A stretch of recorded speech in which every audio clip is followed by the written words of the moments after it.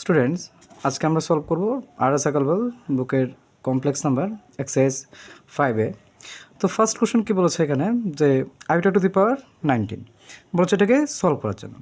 তো আইটা to the পাওয়ার 19 কে আমরা কীভাবে লিখতে পারি, এখানে দেখো আইটা to the power 4 whole to the power 4।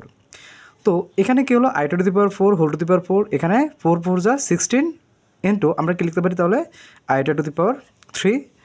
আচ্ছা, আমরা জানি আইটা টু দি পাওয়ার 4, আইটা টু দি পাওয়ার 4 এর ভ্যালু কত আসে, 1 আসে।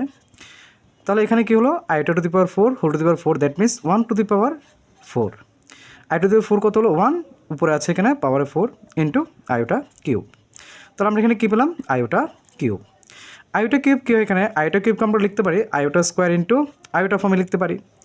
আইটা স্কোয়ারের ভ্যালু কী হয়, -1।